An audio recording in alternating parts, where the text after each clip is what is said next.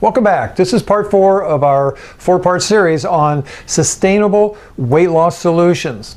And today we're going to deal with exercise. Now that we've addressed inflammation, gut health, hormone issues, and the nervous system's regulation of body processes, it's time to move into the exercise factor.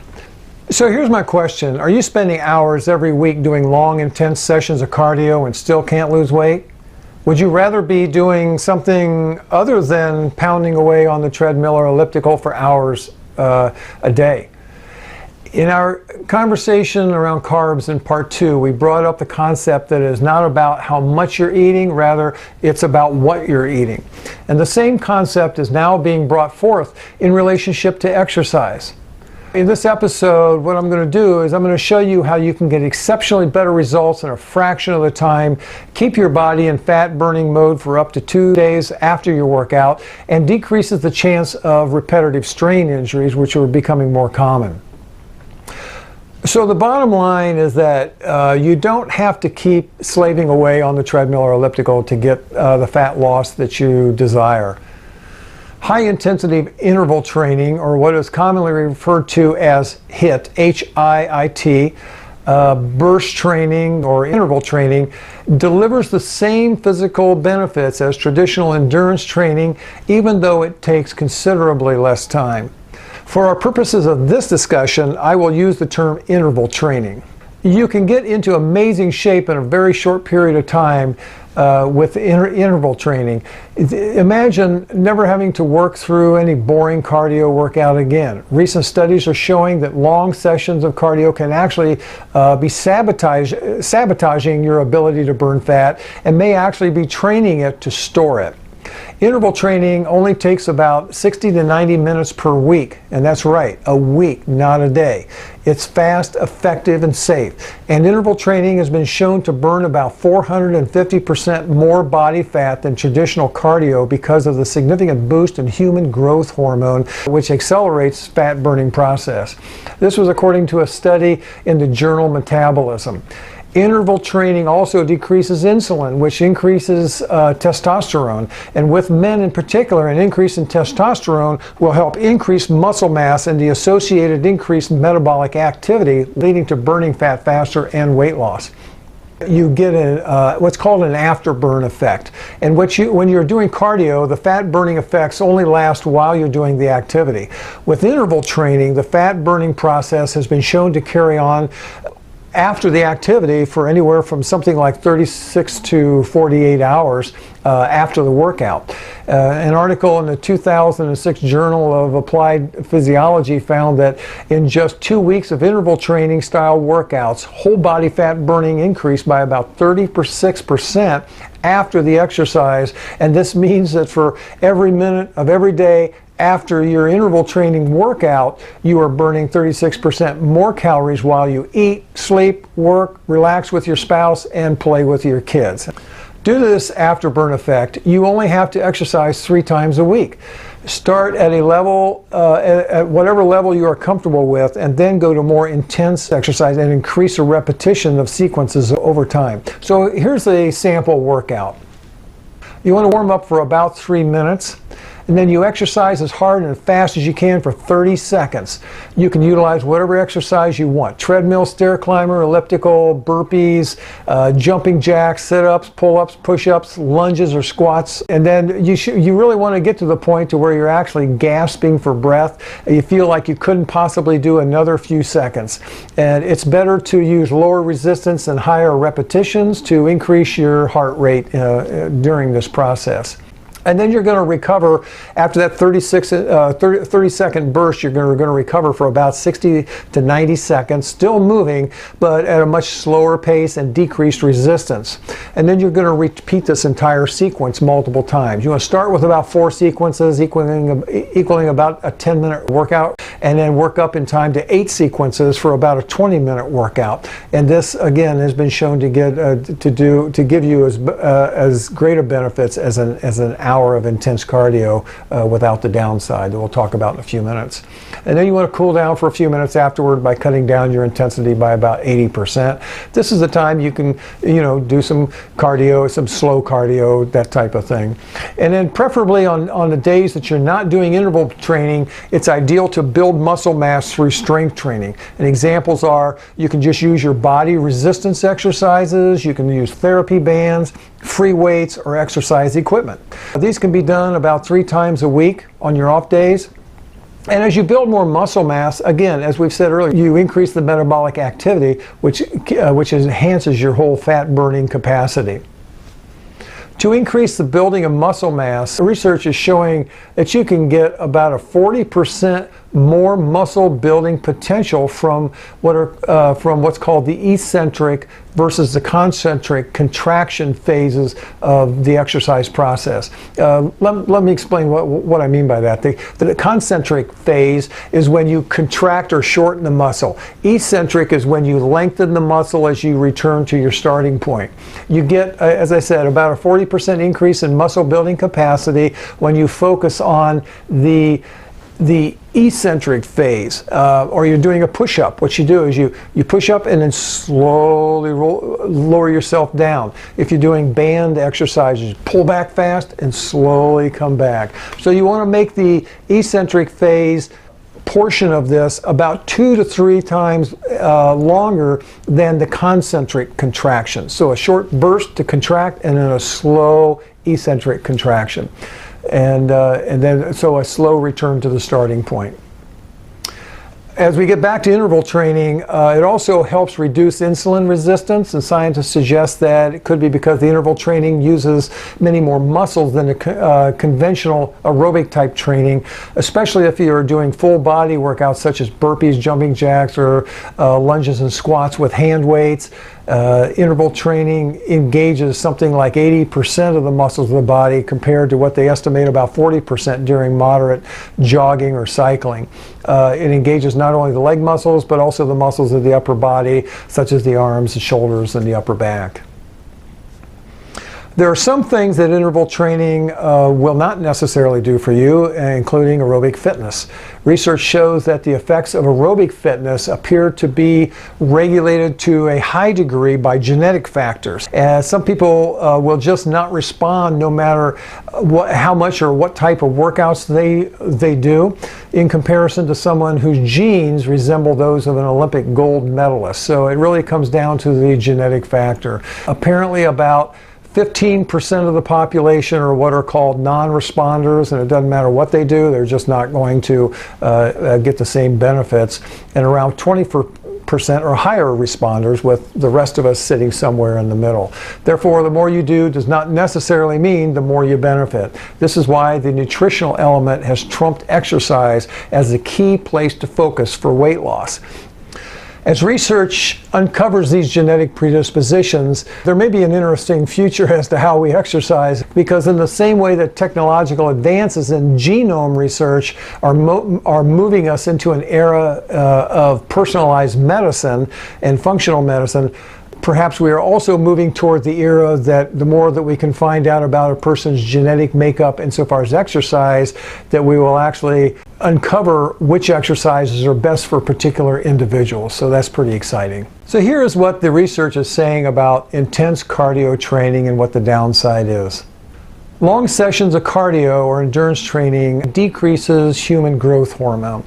It increases insulin and decreases testosterone. The increase in insulin can result in insulin resistance that we discussed in part 2. It results in not only high levels of insulin, but also glucose and fats circulating in the bloodstream. This is a risk factor for metabolic syndrome, as we've talked about before.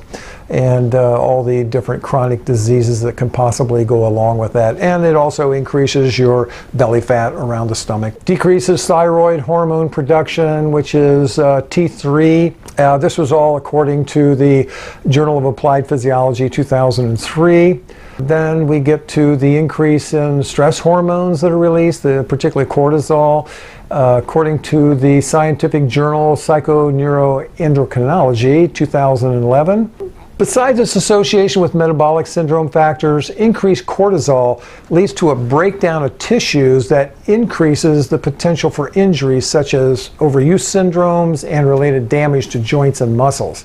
These are usually accompanied by pain, and according to Dr. Peter Osborne, author of the No Grain, No Pain book, taking pain meds to get rid of the discomfort of working out with a previous injury can actually cause further damage to the muscles and joints, because it takes away the warning signals, leading to more inflammation and pain, more medication. That's what he calls the prescription pain trap. It's just a cycle and a downward spiral over time. These pain meds can include things like steroids, aspirin, ibuprofen. Pain medication can not only block iron and folic acid, but also vitamin C. This can lead to a decreased ability to heal after a workout due to vitamin C is one of the main factors in elastic collagen cross-link formation. And if these are not there, the muscle loses resiliency, which then can increase ruptures over time and increased injuries. So vitamin C is also important for adrenal function, and the adrenal function that we talked about in part 3. Intense cardio also causes oxidative damage and the release of what are called free radicals in the body, according to the Journal of Strength and Conditioning Research 2010. Free radicals cause rapid aging in the body, including damage to organs and your skin, which makes you look older, which isn't good. I'm not saying that all cardio is useless or bad. For overall fitness, it does have definite benefits. The sustained cardio has been shown to increase endorphins, which are natural painkillers and mood elevators. It can increase the immune system function, helps the heart pump blood more efficiently, increases oxygenation of tissues, and definitely will increase your stamina over time. As we have discussed previously, we'll recap in just a couple of minutes, increased joint movement and the related mechanoreceptor firing up into the brain has been shown to increase definite aspects of brain function. There's also evidence of its positive effects on depression. An Australian study published in the Journal of Preventative Medicine showed that 3.25 hours per week, or about a half an hour per day, led to feeling more energized and being more social. So there are obvious positive benefits, and it should be incorporated as part of your overall fitness program. Just keep the intensity low to keep the cortisol levels down, and realize that it should not be your primary weight loss focus.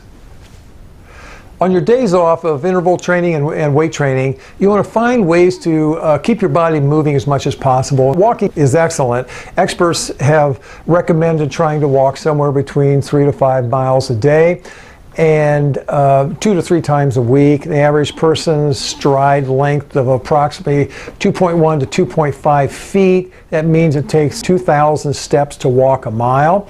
It's estimated that the typical sedentary person may only average somewhere between about 1,000 to 3,000 steps a day. You can monitor your steps every day by putting an app on your phone, or you can get a pedometer. You want to do things like walk in the parking lot, walk upstairs, walk at lunch, or walk in place and just stand at a standing desk. And then activities that get your body moving and involve little or no cost include things like aerobics tapes that you can do at home, hiking, tai chi, jumping rope, climbing stairs, mowing the lawn, yard work, fast walking, water jogging, such as aqua aerobics, and moderate housework. It can also be as simple as putting on some music and just dancing or walking in place in the privacy of your own home. No outfits to worry about, or feeling insecure about being around others. Obviously, other activities that require equipment and some cost include activities like sports, rollerblading, elliptical trainer, treadmill, treadmill, snowshoeing, weightlifting, circuit training classes that are a fitness facility, etc. In addition to weight loss, there are also many other benefits of exercise for health and well-being. Movement increases lymphatic function, which leads to increased immune response, so you have a better chance of fighting off bacteria, viruses, and cancer. It also clears toxins stored in the fat, which are released while you lose weight.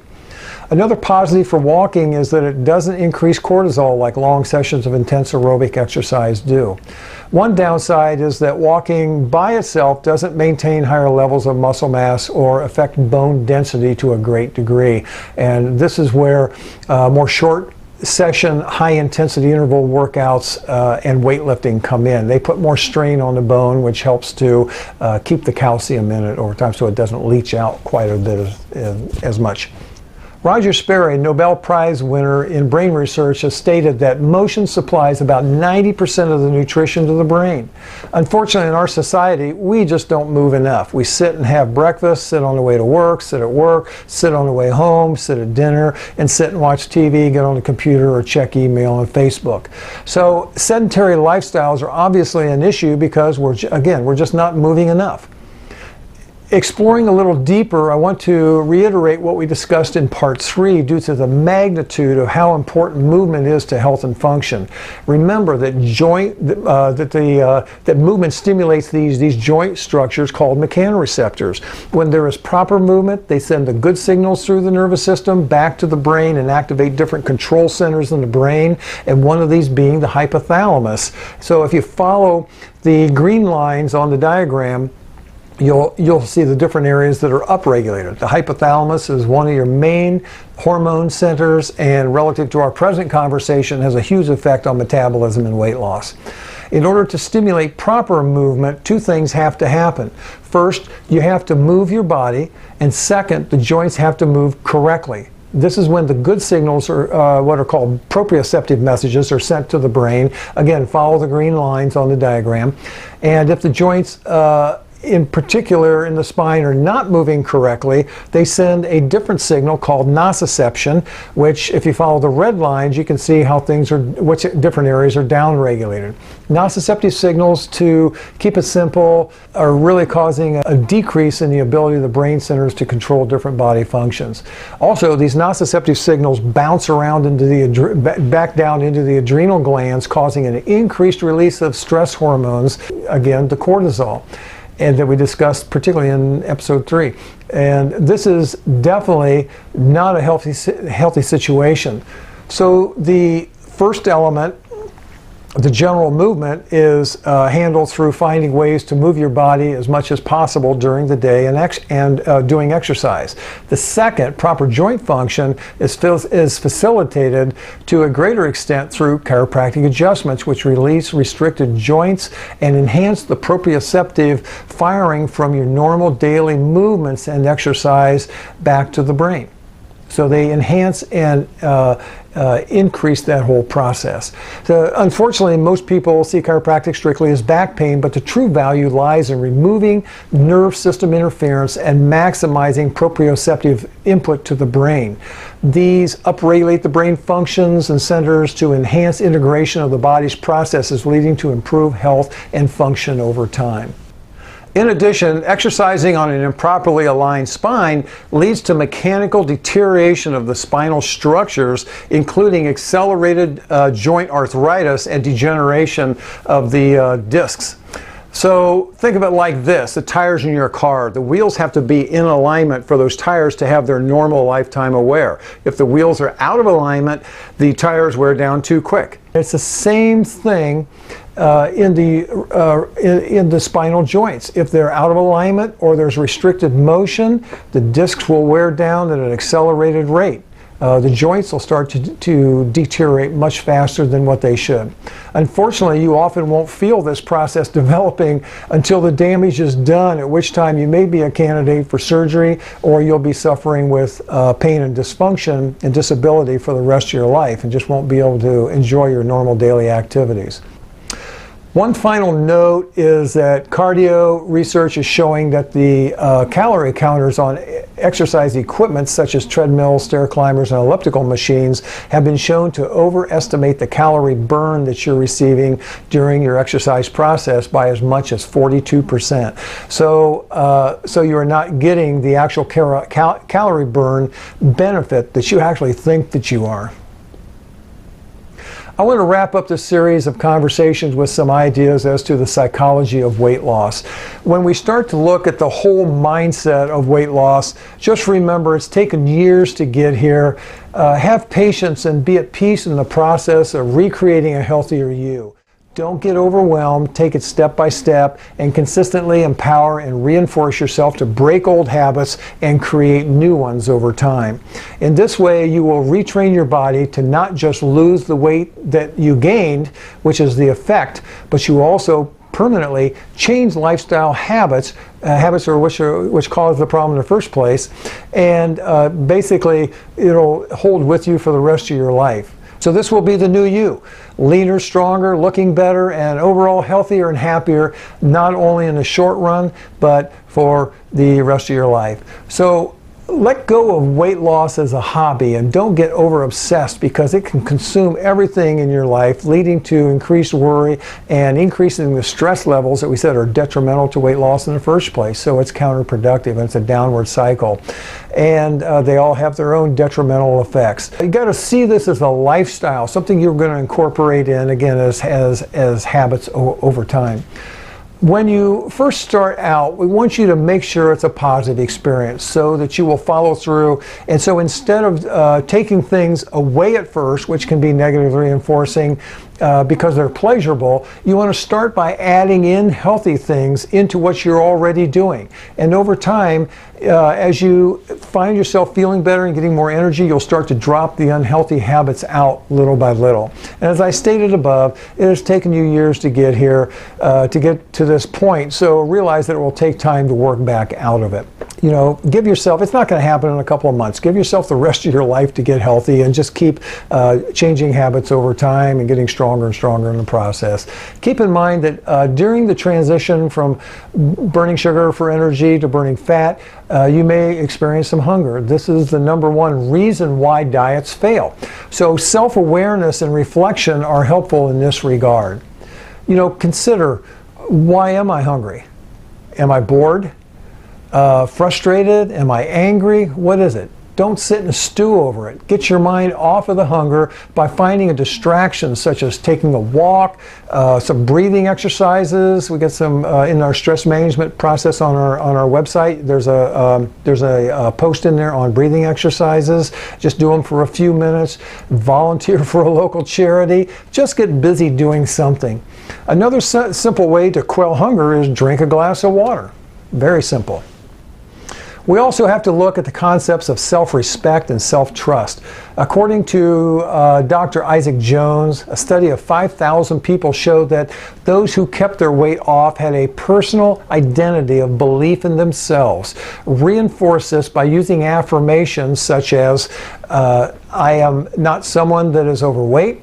I am skinny, I make healthy choices, I make skinny decisions, I make six-pack ab decisions, I can do this, I am making positive changes. These will help me accomplish my ultimate goals. Just come up with whatever works for you. Just play around with them for a little bit. And believe that you are worth it. Put yourself first.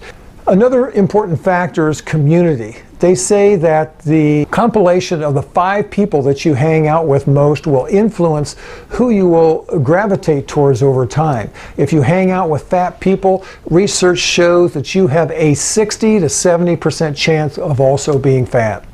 And if you are having serious problems, reach out and get support from a close friend, family member, or a professional.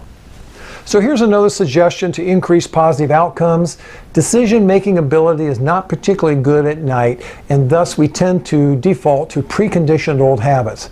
After a long day of work, daily mental decision-making processes and controlling emotions, etc., we can be left in a willpower depletion.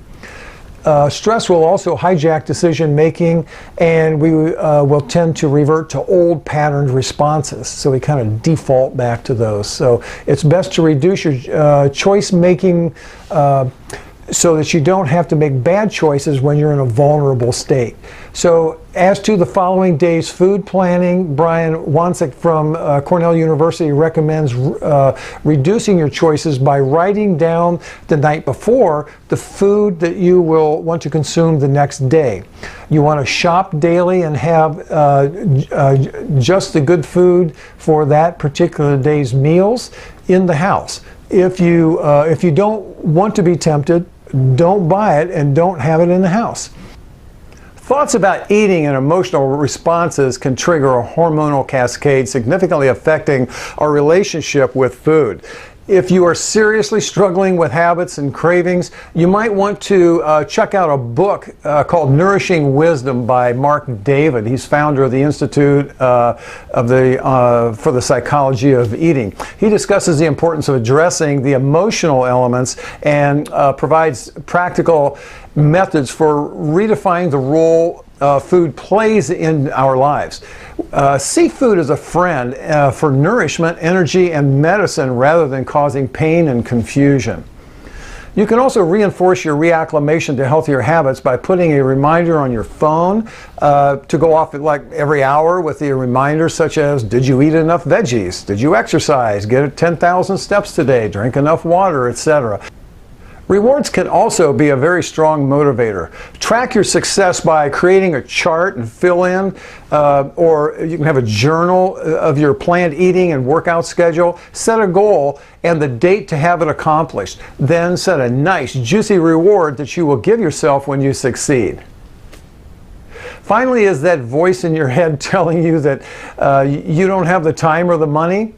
If you knew you absolutely had to do it, you'd find a way. If your car transmission went down, would you find a way to afford it, to get it fixed so that you can get it to work? If you had cancer or heart disease, would you find a necessary way to pay for the treatments and take time to go to them? Your weight loss efforts and improved health are important. You are worth it, and you need to make you a priority. Ask yourself, why are you not doing it? What is the pain of changing habits? What is the pain of not changing them? Where will you be in the future? What will be the state of your health be then? Will you be able to do the activities that you like? Playing with the grandkids, walking, gardening, biking, kayaking, just doing any sports and activities. What truly will your life be like? If you want a serious wake-up call, go to an assisted living facility and take a tour. Where would many of these people's lives be today if they would have made different lifestyle choices during their earlier lives? You are creating who you will be in the future by your lifestyle choices today. In addition to weight loss, my goal as a wellness consultant is to help you function better, decrease stress, have more energy, be more productive, and experience a happier, healthier quality of life. The concepts in these 4 episodes on weight loss are a good starting point. To get more strategies and resources to increase your health and well-being, check out my 5 free videos on daily habits that are robbing us of our health and energy. You can access them on my website. So armed with this information, it's time to get busy and put these concepts to work. Tiny shifts in habits will make a substantial transformation over time. Be a role model and make the effort for your kids and your grandkids. To quote Gandhi, be the change you want to see in the world. We can all be part of the solution of creating a healthier generations behind us that will not have to struggle with this obesity and chronic disease epidemic that we are experiencing in our country. You are now aware. You've just got to get committed, take action, and you can transform your life today. Please like us, share the information with others, and again, thanks for joining me on this 4-part journey into weight loss success.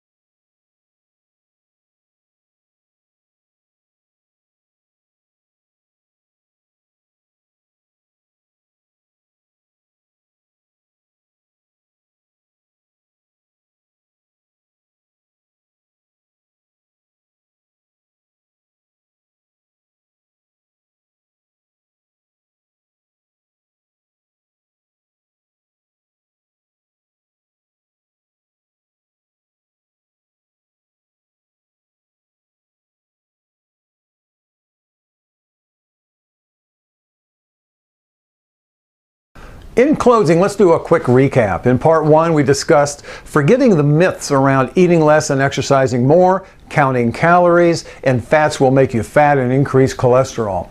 We talked about how the body is a dynamic, constantly changing system that puts you back in control. We discussed that nutrition is more important than exercise for losing weight, the importance of moving from being a sugar burner to a fat burner, and how intermittent fasting can increase fat burning potential. And the importance of decreasing inflammation and increasing gut health is paramount in that discussion. In part two, we discussed good fats, bad fats, good carbs, bad carbs, and the strategies for moving from being a sugar burner to being a fat burner. We explored sugars and the detrimental health effects that they cause over time.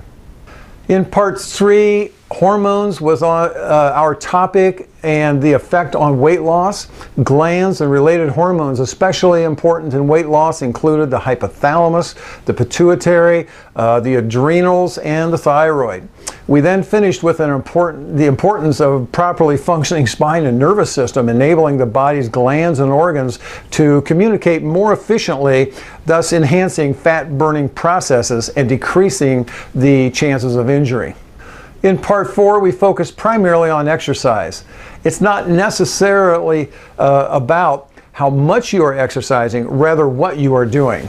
We started with how it's not necessarily important to slave away for hours on a treadmill or elliptical. You can get far more burn of calories and with high intensity interval training, also called burst training, and with a lot less time due to the afterburn effect. We discussed how on your days off, you want to alternate strength training and make sure that every day you're getting general body movement throughout the day, not just for weight loss, but for overall body and brain health.